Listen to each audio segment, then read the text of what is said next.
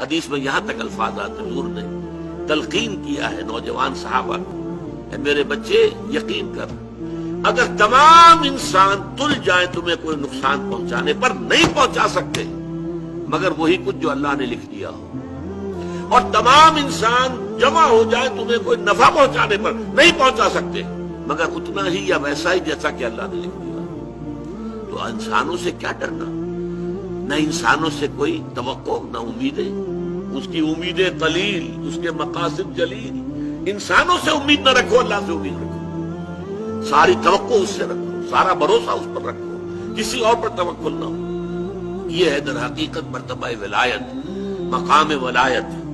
اور اس میں جیسا کہ یہاں آیا اب ان کے اوپر فرشتوں کا نزول ہوتا ہے۔ یہ فرشتے ہمیں محسوس نہیں ہوتے لیکن یہ کیفیت جو بیان کی جا رہی ہے اس کا احساس صاحب ایمان کو ہوتا ہے۔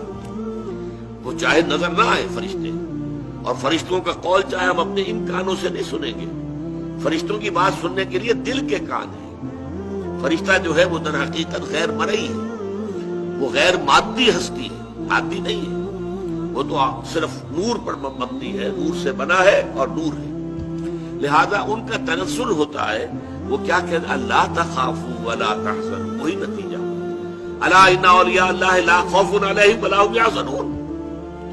زوال خوف و حزن یہ دو چیزیں ہیں جو ثبوت ہے کہ واقعتاً اللہ پر ایمان موجود ہے، واقعتاً اللہ کی ربوبیت پر دل ٹھک گیا ہے۔ اگر دل پریشان ہے، یہ میرا نقصان کر دے گا، یہ مجھے تکلیف پہنچا دے گا، یہ میرا یہ کر دے گا، وہ میرا وہ کر دے گا، اس سے میری یہ بات بن جائے گی، وہ مجھے یہ فائدہ پہنچا سکتا ہے، لیکن کہتا ہے دعویٰ یہ ہے کہ اللہ پر ایمان ہے میرا۔ تو یہ در حقیقت یہ دونوں چیزیں ایک دوسرے کی بالکل متضاد ہیں۔ توکل توقع صرف اللہ کی ذات کے ساتھ، اللہ تخافوا ولا تحزنوا، نہ خوف کھاؤ نہ حزن سے دو چار، وابشروا بالجنۃ التي كنتم توعدون، اور بشارتیں حاصل کرو، خوشیاں مناؤ اس جنت کی کہ جن کا تم سے وعدہ کیا جاتا تھا، اہل ایمان سے وعدے کیے گئے ہیں۔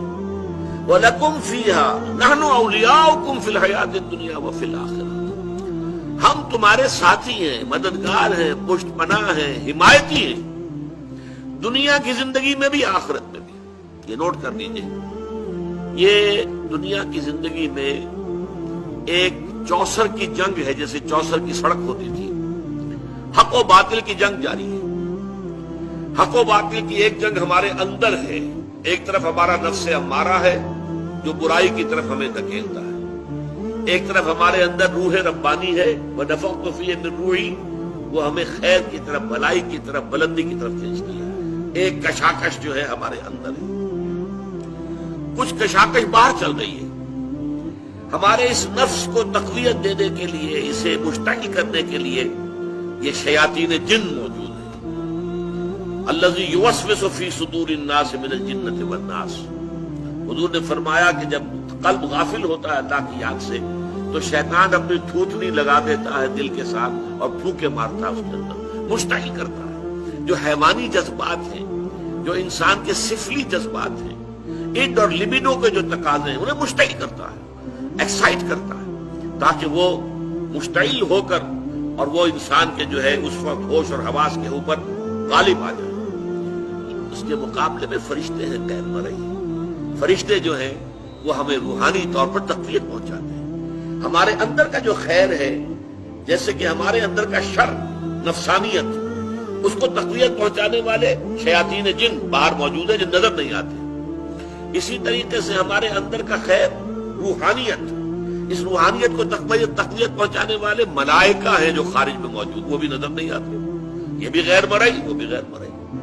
مرئی لوگوں کے اندر بھی جو انسان ہے، خیر کی طرف بلانے والے بھی ہیں، شر کی طرف بلانے والے بھی ہیں۔ آپ کا دوست یہ بھی کہے گا چھوڑو میاں کیا کس چکر میں پڑ گئے حلال حرام کے، دیکھو فائدہ ہوتا ہے اس کام کے اندر، جس کام میں فائدہ ہو وہ کرو، اللہ اللہ کر سکتا۔ یہ کیا حلال اور حرام اور صحیح اور غلط اور جائز اور ناجائز، وہ آپ کو شر کی ترغیب دے رہا ہے کہ نہیں دے رہا؟ اسی طرح کوئی آپ کا بھائی ایسا بھی اللہ کے بندے خیال کر، غلط کام مت کر، اس سے تھوڑا سا یہ کہ تجھے دنیا میں دولت مل جائے گی، اخروی میں زندگی برباد ہو جائے گی تیری، ایسے انسان بھی تو ہے نا آخر۔ تو لوگ جو ہے خارج میں، انسانوں میں بھی داعیان شر بھی ہے، داعیان خیر بھی ہے، وہ تو ویزیبل ہے، مرئی ہے۔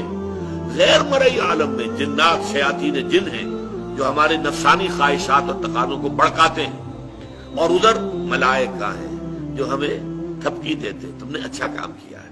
اچھا کام کر کے جب مسرت ہوتی ہے، حضور نے فرمایا اذا سرت کا حسنتک وساءت کا سیئتک فانت مومن۔